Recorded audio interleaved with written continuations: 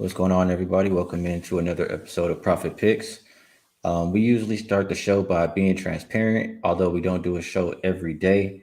NBA has been pretty good for me lately. I think I am 28 and 15. That's about 65% or somewhere around there the last week and a half or two. So things have been going good there. Try to keep that going here today. How's the NBA been treating? I didn't play yesterday, so I have nothing to recap from yesterday. How's it been treating you, Rob?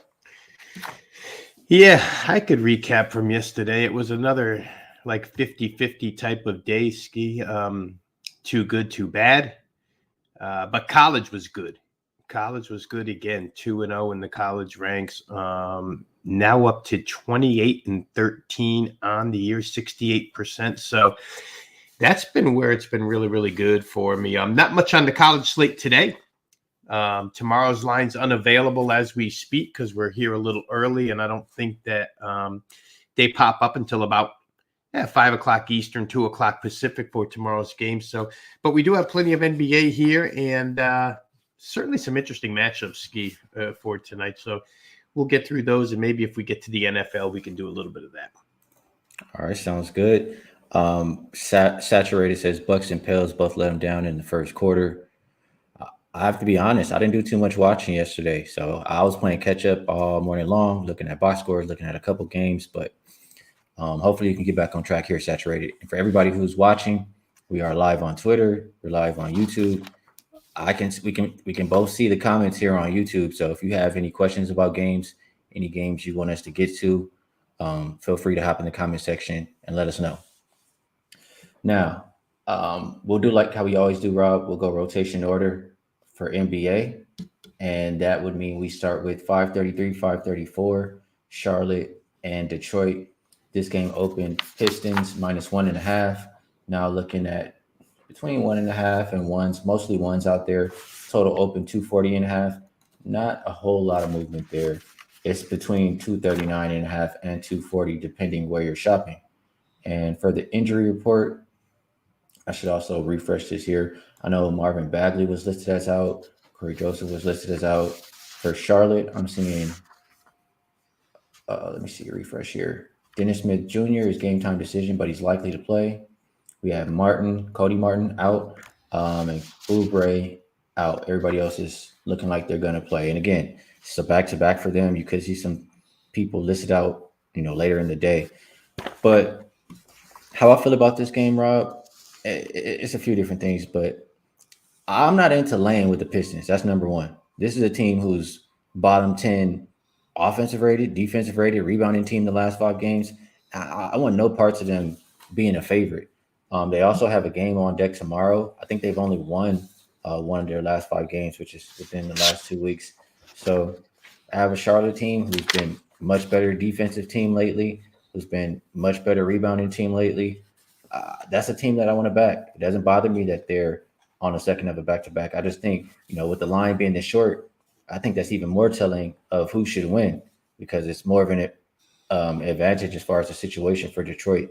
So I like the Hornets here, plus 105. I also like Mason Plumlee over his rebound prop. Really should have my note sheet here in front of me for this one, but just Plumlee versus bottom 10, rebounding teams. And that's what we're looking at for the Pistons. They've been giving it up to a lot of guys lately. 4 of their last 5, I think, have allowed 11 plus. So we like Plumlee over 10.5 rebounds, and we like the Hornets plus 105. What do you like, Rob? Well, I looked at the total immediately. We've got 2 of the faster-paced teams in the NBA. I know you like to go to last 5 games, and last 5, you're talking about the number 3 and number 4 teams in pace. Last 10 games, you're talking about number 4 and number 6 in pace. So we know that's going to be there. Charlotte, as you mentioned, on back-to-back. I wouldn't expect anybody to sit when it's Charlotte, Ski. Basically, they don't sit anybody in back-to-backs. There's nobody that they're protecting. The total's interesting here to me because the number 240 just is so tough. So I went through a bunch of notes here. First of all, Charlotte's 3-point offense has been terrible. They've shot below 30% in 7 of their last 10 games. quote last night from Steve Clifford, the head coach of the Hornets. I'll bring some quotes to the show. We played with good effort. We played with good energy. We didn't shoot the ball well. We got to keep playing no matter what. When the ball's going into the basket or not going into the basket, to me, it was a big factor in the game that we kept playing. I think we're starting to improve because we're healthier. Hopefully, as we get guys into their minutes, into their playing groups, and we can stay healthy, we'll have a chance these last 30 games to play better. A couple of things to take away there. Charlotte, according to their head coach, obviously giving effort, obviously playing with pace and getting healthier. And he, listening to that or reading that, it seems as if Charlotte is at least trying here. Another situational angle here, these airport issues that Detroit went through in Dallas, do they affect this game or not? I didn't really think they do, Ski. I don't know how you feel about that, but it was 2 days ago in Dallas, ice storm, plane couldn't really get off the ground, but they're here now. I don't think it's as big an issue as it was for like the Pelicans going into Dallas and getting beaten last night because their flight didn't take off till the following day. So as I look at it from a total standpoint, I got 2 teams that are going to go. The first meeting between these two in regulation was 127 to 127. That's 254. In that game, I love this stuff, Ski. They only played 5 extra minutes, but how about this? They took 207 shots. 207 shots with 1 overtime. That's crazy. 91 threes, 65 free throws, a total of 570 points, almost 600 points if everything went through the basket. So they scored almost 50% of those. Again, like you mentioned, you've got a Detroit team that doesn't play a heck of a lot of defense. We know that. If Charlotte makes shots, to me, this game is an over, a pretty easy over. However, a couple of things to be afraid of here real quick. Charlotte's last 16 games. In 10 of those 16 games, they've scored. The game total has landed 236 or better. 10 of 16, that's 62.5%. But to show you how good this number is here that the odds makers have set up for us, only 4 of those 10 actually got to 240. So that means 6 of the 10 games landed between 236 and 240, and the number is 240. Detroit's last 17 games, 8 of those have gone over 240. Hornets are 19-11 over on the road. That's good. Pistons 15-8 over at home. That's good.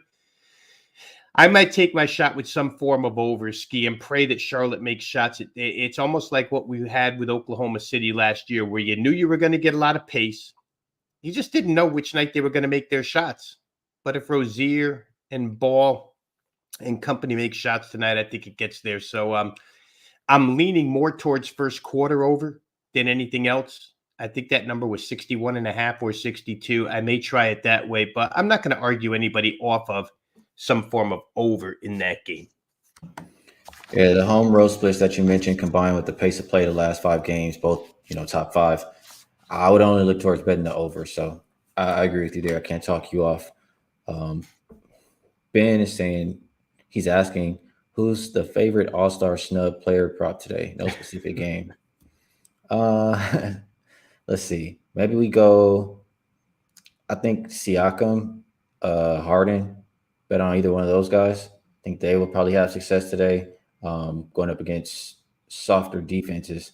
I'm not sure if LaMelo made it or not. Maybe look for LaMelo too. So those are the guys off the top of my head that I think should probably have success today. Any from you, Rob? Well, I think you mentioned, there was a little talk here in Philadelphia real quick that Joel ended up as a reserve. And there's a little bitterness toward that. So the fact that they're playing in San Antonio, like you mentioned, softer defense, Harden or Embiid possibly could go off here. Again, San Antonio's helpless to prevent it. So we'll see. But I know from what I've heard here in Philadelphia, the major talk was about Embiid not being a starter on the team. Okay. That's something to look out for sure. Maybe he comes and brings it here tonight. Let's keep moving, Rob. We did pretty good on that first game. I think we broke it down enough for everybody. Next game up, we have 535, 536, Portland and Washington. Game open Wizards -4. We're looking at 3 or 3.5 now. Total open 233.5. It's up about 3 points to 236.5. Let's check the injury report here for the Blazers. Nurkic is listed as out. Baji out. Winslow out for Washington. Um, it's like everybody is pretty much going to be there for them. I don't have a real strong opinion about this game, Rob. Maybe I'll just, rebuttal whatever you have to say here. I know Wizards have been on a really good, win streak. They did have their last game postponed. Does the extra rest help them here? Do you think they continue that win streak? Well, they're both on pretty good streaks. It's actually two teams that you would like to bet on at this point in time if you're checking current form or if you play according to current form, because Portland's 4-1 against the number as well as of late. And they opened the road trip with a nice win at Memphis, one where they came from behind and had a couple of injuries in that game, right? You have no Nurkic tonight, I believe, again. And the Jeremy Grant situation is still up in the air because of the concussion that he suffered the other night. So Portland without those two guys, I'm not so sure about in a game like this against a team that's red hot in the Washington Wizards. The total moving upwards like that, Ski, I don't know what to do with it. I mean, obviously from a fundamental standpoint, it makes sense. But a couple of things that would contradict that. Portland 8-18 as far as overs go on the road. So they're 18-8 to the under on the road, which you wouldn't want to play over 236.5 in that case. Washington's last 3 games, they've held their opponents. And with Portland, this is important, right? 3-point percentage allowed by the Wizards last 3 games, 17.9, 27.6, 24.1. Excellent 3-point defense. However, that came against San Antonio, New Orleans, and Houston. It's different when it's Damian Lillard, Anthony Simons, and these guys. I wonder if Washington's 3-point defense holds up here. Again, I'm not going to waste much more time on this because I don't have a play. Like I said, I would love to play on each of these teams if they were playing somebody else. And it'll be interesting to see where this game lands. Washington, absolutely surging. And you read some of the quotes, and they're fully focused. And I would say the same about Chauncey Billups and the Blazers here. So I'm considering Kuzma's threes. Interesting. They're saturated. I can read that right off the screen there. I'll let you go with that, Ski, because you're more the prop guy than I am. But as far as the game is concerned, I just couldn't. I might even lean towards under just because Portland's such a good under team on the road. Yeah, a lot of stuff there. The Kuzma threes, I can't really talk you off saturated. Portland is bottom 10 defending the three, and he gets a lot of them up there. So can't talk you off of that look. And I think the line move in this game, I was just looking at it earlier. Jeremy Grant was on the injury report, and he's no longer on there. So maybe that's why the line moved a little bit there. And to what you're saying about the total, Portland's not playing up tempo. The Wizards are. So a little contradiction there as far as recently. Both teams have been really efficient on offense. I have them number 1 and number 3. And Portland hasn't been playing any defense, the second worst defensive rated team. So it's tough. If Washington can maybe pace them up a little bit here, I think this one has potential to get up and over. But the one thing that I don't like is both of these teams have a game tomorrow. And if the game is out of hand either way, you can start to see the Stars minutes limited in that fourth quarter, and that could lead to less scoring. So I guess if you think that way and you look at that Portland road total trend, 18-8 to the under, right? 18-8 to the under. Yeah. Maybe you play first half if you like the over, and you play the full game if you like the under. It's a game where I won't be involved. Just doing my best to try to lead you guys in the right direction. Anything else on that one, Rob? Well, I think if you got in early at 233.5, you're good. It's just that, again, we say this a lot, Ski. We're betting numbers against numbers here. And this 237, 236.5, just a little scary to me, the way Portland's been trending toward under. And despite the fact that Portland hasn't played a lot of defense, you're right. They play slower, and Chauncey still does kind of come with the whip to beg them to play some defense. It'll be interesting to see what happens in the middle here without Nurkic available. Maybe Washington has some free reign to the rim. We'll see.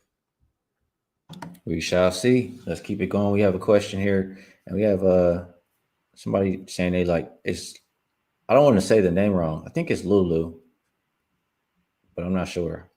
Jalen Duren over 21 and a half points plus rebounds. Can't talk you off of that. Double Jalen Duren, whatever. However you want to play him, he's been pretty good, I think. And then we have Rick White saying, "Can someone talk me off the Boston game over 220?" So let's move over there. And again, for people watching on Twitter, we are live on both Twitter and YouTube. If you have questions like Rick White has here that you want answered, feel free to hop on over to YouTube and let us know in the comment section. So Phoenix and Boston, this game opened 227 and a half as far as the total is concerned. And it's all the way down to 220. The side open Boston -10, and we're looking at -9 right now. Let's check the injury report because that is a big move on the total. And for the Suns, it looks like the usual suspects: Devin Booker, Jay Crowder, Campaign, all out, and Shamet out as well. For Boston, Gallo has been out, and it looks like they will be without the services of Marcus Smart for today. Okay, so this is what I'll say to answer this question specifically here. Can someone talk me off the over? I'll do my best here. This is what I'll say. Why? I mean, you look at what these teams have been averaging, right? If you just look at, let me just look specifically here. Boston is averaging 122.5 points at home. Suns averaging 100, pretty much a little bit under 112. You know, if you just add those up, that gets you in the 230s range, and you have a total here like all the way down to 221. I just feel like it's low for a reason. You look at the way both of these teams have been playing lately. They're bottom 10 in pace the last 5 games. Both teams have been really good on the defensive end, and I'm not sure that Boston, they're a good 3-point defense, so Phoenix shouldn't be able to take advantage of them as far as what they like to do well. They're top 5 3-point team. And we'll see. Phoenix does not have the best perimeter defense, but we'll see if they play some of that today. Another thing I like for this game, if you like an under, so far this season, road teams on the front end of a back-to-back are a little bit under 58% to the under. And usually when these teams play, it's lower scoring. They've went under 4 of the last 5 meetings. So that's what I will say if I'm trying to talk you off of the over, Rick White. Any opinion from you, Rob? Well, I have no reason, a real explanation why this game has gone down 7 points on the total, Ski. I really don't. There are no tremendous injury concerns unless somebody knows something we don't know that's not been published yet. I have no idea why it's gone down that much. I will say this: Phoenix had been trending toward under ever since Chris Paul came back. Remember, Chris Paul, nobody slows the pace of a game like he does at point guard. And Boston, I'm going to say, let me skip to the side here real quick, Ski, because I can't talk anybody off of over 220, but I don't want to talk you onto it either. What I'm going to play, simply based on situation, is Phoenix +9. 2 things here. Boston absolutely destroyed Brooklyn the other night. You kidding me? 26 threes? 26 threes is crazy. Watching that game the other night, nothing they put up didn't go in, basically. And on the other hand, Phoenix got destroyed 132-100 by the Hawks in their last game. So you have a team coming in off of a severe ass kicking and one team coming in off of beating someone's ass severely. I want to take the team with the severe ass kicking. A couple of reasons why. The quotes coming out of Phoenix, just DeAndre Ayton talking about how he felt like the team was on a hamster wheel all night long. The other team was faster than they were. They were just spinning around. And it's the first game of a road trip. Again, I say this a lot, but when you go on a West Coast to East Coast or East Coast to West Coast road trip, I always feel like if you're in contention and if you're trying to win games, the first game is the one where you show up with a lot of excitement. You're excited to be on the road. We're going to go out there. We're going to perform well on this road trip. And Boston's a big deal for Phoenix to go out there and test themselves here. I think 9 points is excessive, Ski. I think Boston, they wouldn't have to make 26 threes again, but they would have to shoot excessively well to go ahead and cover this type of number. Boston doesn't always play the most defense, even though Robert Williams is back in the lineup. I think this game could, and in fact, if you're going to use correlating parlay type logic, the fact that the totals come down so far and the point spread is near double digits generally leads you to underdog and under, right? And so I think Phoenix is probably the right side here. Not that they'll win the game, they could, but I think that they have been playing really well since Paul came back up until the other night when Atlanta destroyed them. I think there's a little bit of atonement in Phoenix here. And I don't think Boston can shoot the way they did against Brooklyn the other night. They really got up for that game against Brooklyn. Maybe they don't get up for Phoenix the same way here. It's not a divisional team. So give me Phoenix +9 in that game for situational reasons more than fundamentals. All right, good stuff there. And I can't talk you off for that. Look, I'll probably be playing Phoenix here too. What has Boston covered? Like one game the last 2 weeks? Show me you can do it twice in a row. Show me something. You got to win by double digits here. So like that. And just to clarify, I am on Boston Phoenix under 221.5 was the number that I got.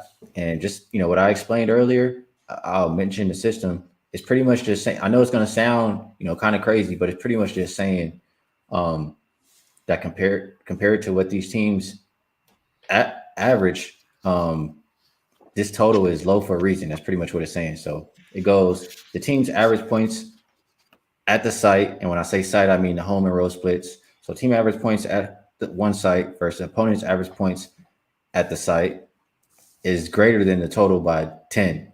And the team has 45% or more overs at that site.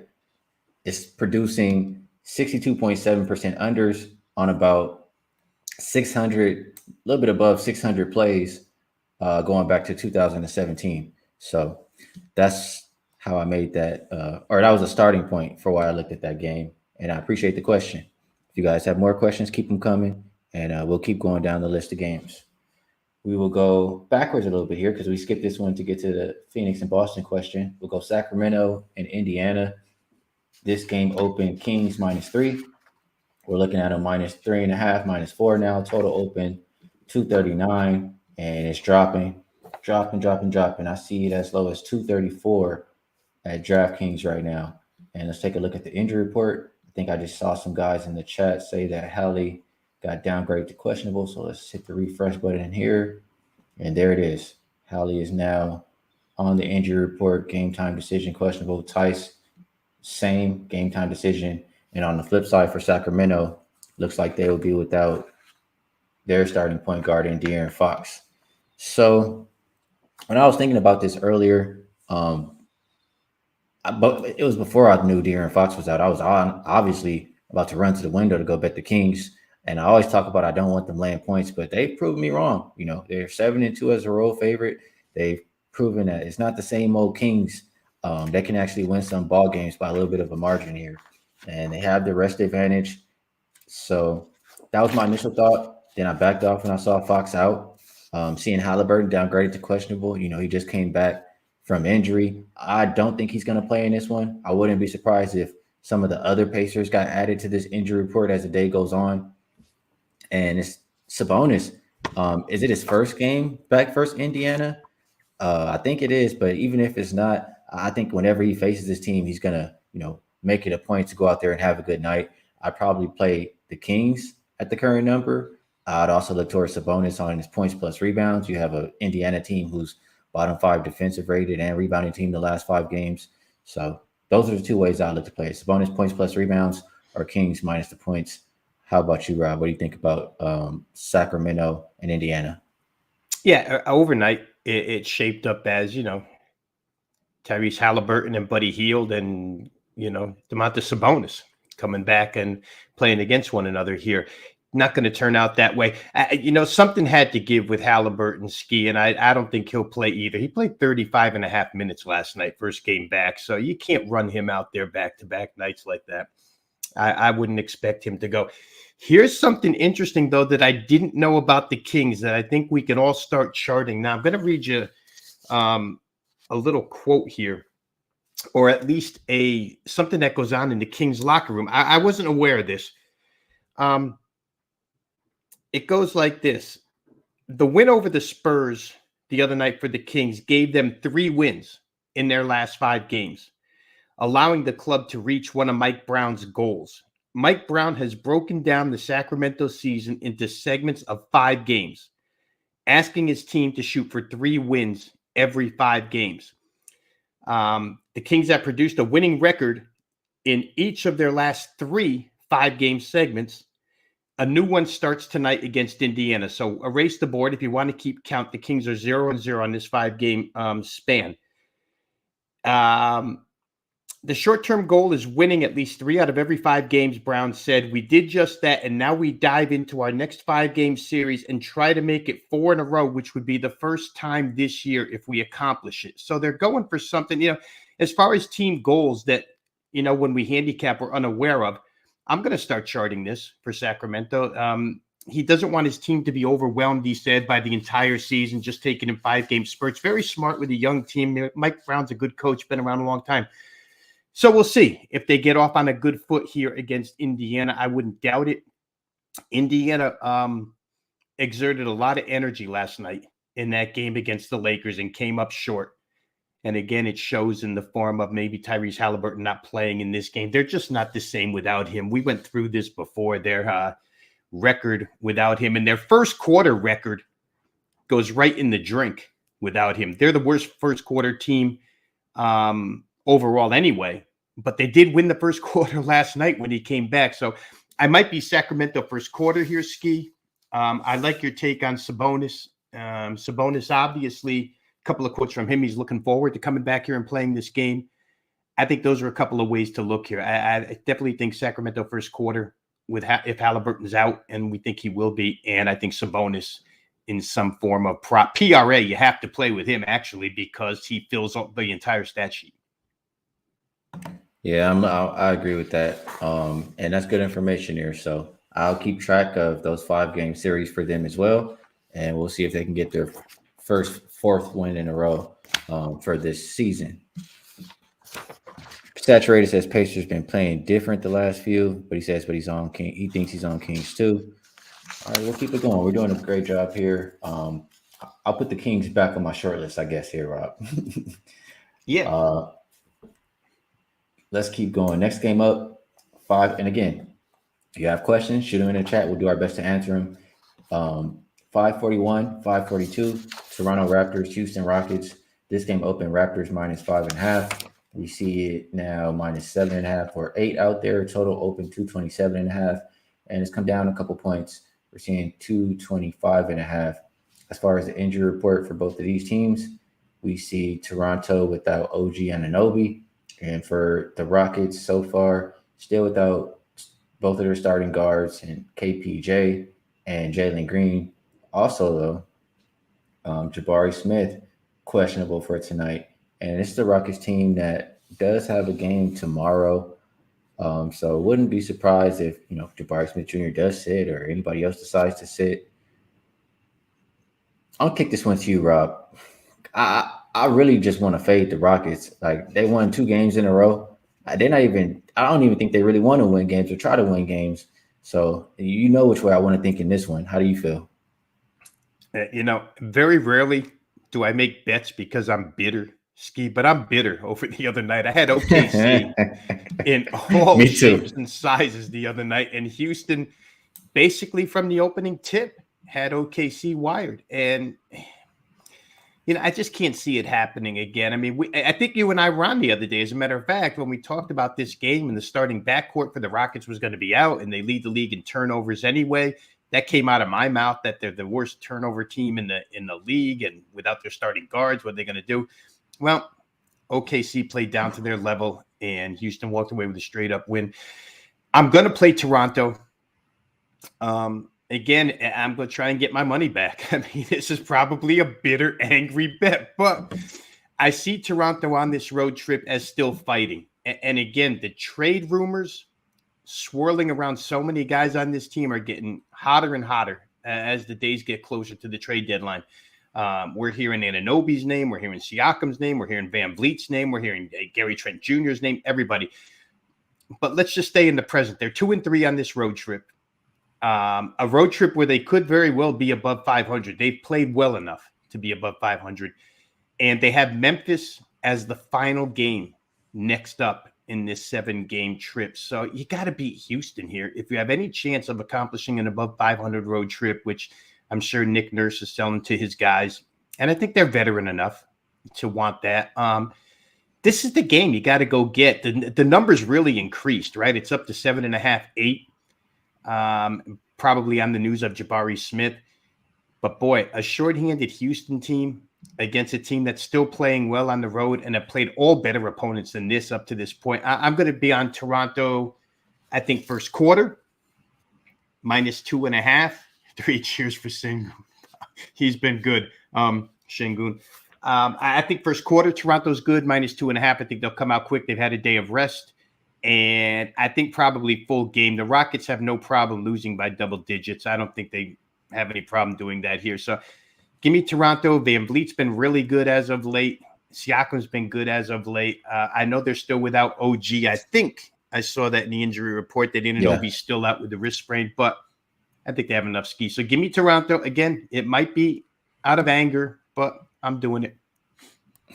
I'm with you. Ace Rockets, when they lose by margin. And I don't know. I don't see them keeping up this short win streak that they have, especially versus, I just don't see it happening. So I like the Raptors side. I like those Scotty Barnes props over 16.5 points. Fred VanVleet over 7.5 assists, says Lulu. Can't talk you off either one of those props. And fade those Houston Rockets. That's just how I feel. It's simple. I can say all this other shit, but it comes down to fade the Houston Rockets. They don't even want to win. All right, we'll keep going. No questions here. Or let me just check one more time. Nesbeth says he almost got to the window with Toronto. They have real problems if they can't get this done. Almost late to 6. He's just good off this team right now. I got you, Nesbeth. I understand that. Saturated. He says he's going to fade Houston and Indiana. And then Rick White says he likes Toronto and he likes Sacramento today. So I agree with those looks right there.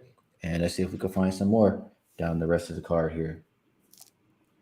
Let's go Orlando and Minnesota. I'll be pretty brief on this one, but it opened -5.5 for Minnesota. It's now down to -4, -4.5. Total open 231. And it is between 229 and 230. As far as the injury report is concerned for both of these teams, we have Okiki out for the Magic. For T-Wolves, I'm looking at Forbes and Gobert and Prince, all game time decision. McLaughlin and Towns out. So I'll leave the spread. If you want to talk about the spread here, feel free. But I think I was looking a little bit more at the total. First, I'll look at the home road splits for both of these teams. You have them a combined 33 and 23 to the under. Looking at the home road splits the last 2 weeks, they're combined 8 and 2 to the under. And just looking at, that goes to these recent performance stats here. Both bottom 10 offensive rated teams in the last 5 games. But you have a Timberwolves team who they're stepping up on defense. They're the best defensive team in that same span. So I like that. Neither team is really good shooting the 3. You have a Magic team who's top 5 defending the 3. I just think this one might be a little bit too high. I agree with the market bringing it down a couple points here, even though everybody's betting the over. So I went under 230. How do you feel about it? I'm with you. I mean, there's no reason at this point in time to bet against Minnesota games under. 7-0 to the under in their last 7. And Ski, it's not like they've played good defense against lousy offensive teams, right? I mean, they held Golden State to less than 42% shooting the other night. They stayed under against Sacramento twice in a row. They stayed under against Memphis. They stayed under against New Orleans. And of course, they stayed under twice in a row against the Houston Rockets, who can't play any defense. So a couple of things in observing this team. I go back to, this is repetitive, but I'm going to go back to it. About 3 weeks ago on Friday night, we're here on Friday night again. Minnesota played a game where it was against the Cleveland Cavaliers, and they had to come up big in the last minute defensively to pull that off. And their sideline, their bench, was absolutely going crazy for their defense. Anthony Edwards waving towels around. It was crazy. And I was kind of surprised to see Minnesota showing that much enthusiasm towards defense. They followed that up with a couple of overs, but since then, like I say, it's been 7 straight unders. And somehow, some way, something's clicked with them on the defensive end. As long as Gobert is present here against the Magic, you have a team in Orlando that ranks 4th to last in the NBA in scoring offense and assists per game, and they're 5th to last in field goals made per contest. So a lousy offensive team. I think you hit on that a little bit. And to tell you the truth, the 2-game series they played in Philadelphia, let's face it, they were down by 21 in the first game, and Philly let off the gas pedal the day after the Eagles won. And then the next day, Philadelphia came back and smacked Orlando when it counted in the fourth quarter, shut them down and won going away. So I don't see much here, Orlando offensively, against a team that's actually excited to play defense. I would say under. The early number, you got it at a good price, I guess. Early number was 231. It's down to 229.5 almost everywhere. I wouldn't be surprised to see it tick down another half a point. Bookmaker, which is one of your leading indicators, is showing 229 at this point in time. And a lot of places will follow that downgrade in the total. So I think Minnesota under until further notice, Ski, is probably a good play here. They're just excited to play defense, which is rare. And to your point about Minnesota, or the statistic you threw out there about them not being that great of an offensive team lately, it seems like it's the Anthony Edwards show every single night and nobody else. D'Angelo Russell some days shoots well, some days doesn't. I know he's subject of a lot of trade rumors. Maybe that's in his head. But I think under is probably a good way to go here. I like that you agree. And I'm seeing Kyrie popping up there. He requested a trade. Oh, you're kidding. I guess he says, I'm saying I want to stay with the Brooklyn Nets. You guys are saying you guys don't feel like, you can just sit and wait and, it's not a priority to keep me. Fine. I want to be out. That's how I take it. What do you think? I don't know, man. When's that time period where Kyrie starts not eating again? Ramadan? Gotta make sure he's thinking straight, huh? I'm not sure he's thinking straight, right? Man, I don't know. Hey, listen, in negotiations, a lot of things are said to try and carry some leverage. I don't know. I mean, we can only bet these games, right, Ski? We got to have what they present us with each and every night. Right now, Kyrie's playing well. I don't know. Could he tank on purpose? I don't know. It's crazy. He said, "You thought we were bad last year. Let me show you how many games we'll lose when Durant's out." Wow. We'll see how it goes. All right. Let's keep going down the slate. We still have a good amount of games to talk about. You know what that makes me think of, though, Rob, don't you? I just had a little light bulb go off. Oh no! How come I'm not with you on this? We're happy to take Kyrie off your hands if you guys don't want him over there. Oh, okay. Yeah, of course you are.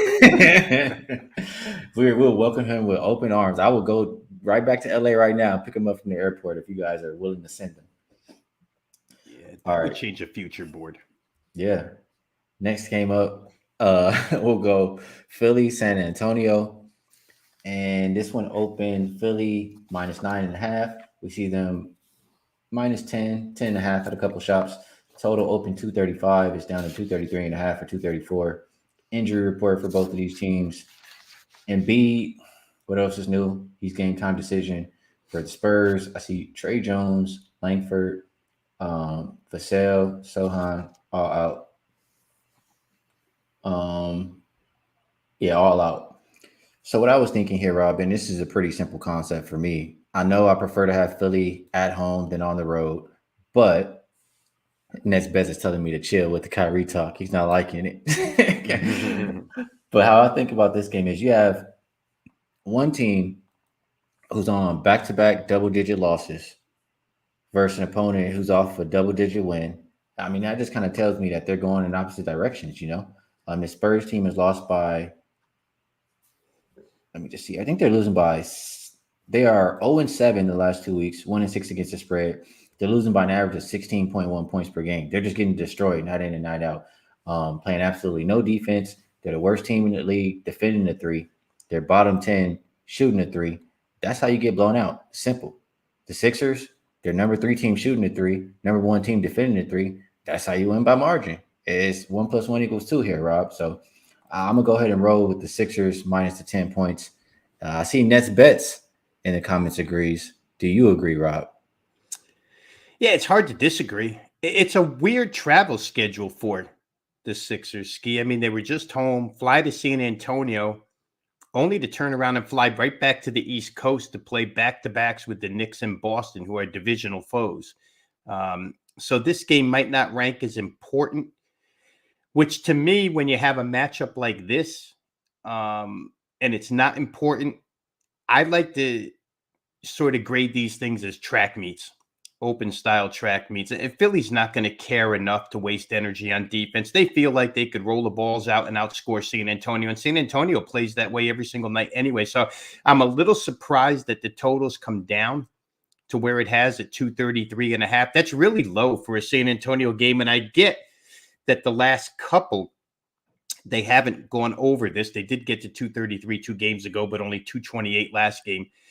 But I can see them scoring. You know, I watch enough of Sixers basketball here locally to know that they do let up quite a bit when they're not pressed. And they can shoot the three. They got a lot of shooters right through to George Niang coming off the bench. So for me, Ski, I think it will be over 234.5 in this game. I think that the line movement from 9.5 up to 10.5 suggests that Joel may go here. And if he goes, he's going to be dominant. They can't stop him. And we talked earlier about maybe Embiid and Harden having a little chip on their shoulder.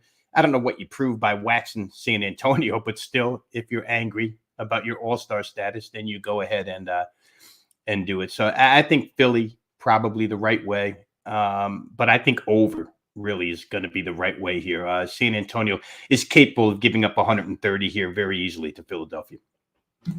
Absolutely. Rick White, he's liking what he's hearing from you, Mr. Veno. He says, after that speech you just gave, he's definitely taking the Sixers first half. So we like it, and I will be on them for the full game. Let's keep going. We have one more game left in the association here to talk about, and that is 547, 548, Atlanta and Utah. Game open -1.5 for Utah. Total, and it's still 1.5 pretty much across the board. Total open 240. We've seen it go up a little bit. There are 242s across the board, a couple of 241s. So make sure you line shop depending which way you like it. I'll say both offenses have been really efficient the last 5 games. I have them as top 10, and the defense is the complete opposite. No defense being played, bottom 10. So I look at that. I automatically want to try to get towards an over. I don't like the pace both teams have been playing at here, but Atlanta seems like night in and night out, just playing over game after over game. I know they've hit 6 of the last 7, which is within the last 2 weeks or so. So I lean over. I am always pretty much against playing Atlanta on the road. So lean Utah, lean over. Haven't bet anything on this game yet. Have you? I haven't, but that's only because the number is 241.5, right? Even some 242s out there. Again, there's a line in the sand for some of these games. I really think it's going to be high scoring. Everything that you just said, I agree with as far as offense versus defense is concerned. The matchups favor the offense in all instances. I like this quote from Nate McMillan, who generally doesn't have a lot good to say about his team. But he said, when you're getting downhill, moving the ball, sharing the ball, things like this can happen. I thought Wednesday we did a good job of moving the ball and getting it to the open man. This is a team, Ski, that we've talked about for 3 years that really don't like each other. And yet they were sharing the basketball the other night and got to 132 points. So, again, I'll bring this up for a third time. The trade rumor mill is heating up such that, again, we hear John Collins. We even hear Trae Young in some trade talks now. So I don't know, guys. Each guy is different, whether they can put that aside or whether they can, or whether it affects their play. But I didn't see it affecting Atlanta's play the other night when they rolled Phoenix. Phoenix, a much better defensive team than is Utah. I would love to be on over. 242 is kind of steep. So maybe we try and break it up I'll have to look into maybe first quarter, first half, something like that, or maybe even team total, because Atlanta, I think I had these numbers, Ski. They have now gone, I'll count them up one more time. They've gone over 121 points, 1, 2, 3, 4, 5, 6 times in the last 9 games. And they've given up 120 or more in 6 of the last 9. So, you just start doing simple arithmetic and you do come to 242. But maybe a team total on either side. I kind of like Utah at home. I think the altitude has had an effect on some teams, and I like Utah's scoring ability. So, again, I'm giving you multiple ways to play over here. Team total, first quarter, first half. But in some way, shape, or form, I think I'll be on one of those. All right, good stuff. And I think we did a pretty solid job breaking down all the NBA games for today. If you like what you were hearing, hit the like button and hit the subscribe button as well. I've been thinking about this. I know we'll get there, but the faster we get there, the faster I can share. I think you have to have 1,000 subscribers to go live on YouTube. As far as like on your mobile device, like I might be out somewhere and want to share like a live bet, or be out somewhere and want to share like last minute info that came, and I want to be able to put it here on YouTube. So when we get to 1,000, I'll start to do some more of those videos. Before we do get to best bet, I didn't do too much of a deeper dive into the NFL. I know we still have another week or so. We talked about it a little bit on Wednesday, but I did want to ask you here, Rob, and I'm not sure how much more you looked into it. We have, total open 50, it's up to 50 and a half. The first half total open 24. We still have 124 left. We talked about first half over. I mean, these are the 2 highest scoring teams in the league in the first half of the games. Do we jump on it here? I think the total is only going to go up from now until kickoff. Do we take this lone 24 before it gets any higher? Yeah, the Eagles we've talked about all season long, right, Ski? They put together this 14-2. They played 18 games, but I'm disregarding the 2 where Jalen Hurts didn't play and where the Giants didn't play any starters in the regular season finale. Other than that, they're 14-2, over 23.5 points. A couple of those 14-2s did get to 24. But now you involve the Chiefs, and you say to yourself, well, it's the Chiefs. We can probably get to 27 with the Chiefs involved. So I could never talk anybody off of that. Again, these 2 offenses have been really dynamic first half. Philly's been a great first half over team total wise, not just their own team, but the first half game total over has been great as well. So is KC. It's not hard to do that at this point in time. And I'll tell you what, I'm looking right here because you said the 24s are scarce now, right? It's all 24.5. So you need to get to 25. But 25 and 26 being what they are, pretty much dead numbers. You're talking about 27 at this point in time. So listen, if you missed the boat already, I don't think it matters. You can sit around and wait and see if potentially it comes backward a little bit. Maybe you get some type of injury news where it comes backward somewhat. But I'm not going to talk anybody off of first half over. No, it's too hard to do. The numbers back up that play. Love it, love it, love it. So I'm gonna go ahead and make that a play today. We also talked about some props. I didn't get to go back through the sheet, like I said. So I'll just ask you: was there anything else that maybe popped up, or you thought about after we talked on Wednesday, or maybe we'll just come back next week and talk about it again then? We can come back next week. I'll say this, Ski. This will dive right into promo and everything else. I can't speak openly on the show because I'm going to have a 5% play on this game. I've just come to a conclusion that I think is, in my mind, it was worth a huge bet. I played it a couple of days back. Because it will be released at Wager Talk, I won't talk about it here on the show. They don't really like us giving away 5% for free. So if Johnny's watching, I won't do it, John. Be careful, yeah. But there is something that I like in this game, among other things. And when we come back next week, Ski, we'll dive through those props. Because as I said to you earlier in the week, I do a lot of work on the props when it comes to Super Bowl time. There's some things that you can find defensively. Tackles plus assists, all kinds of stuff like that I dive into. So we'll get involved in that. But if you would like if you like selection packages, I am going to have a 5% play best bet up and available, blue chip best bet up and available at wagertalk.com on the Super Bowl. It will be posted later on this afternoon. So you can get it over there at wagertalk.com. Other than that, really quick, if you like what you see here with Ski's broadcast, you can get much the same at wagertalk.com. Both of us are featured over there on a weekly basis, NBA, college hoop. I'm on a little bit.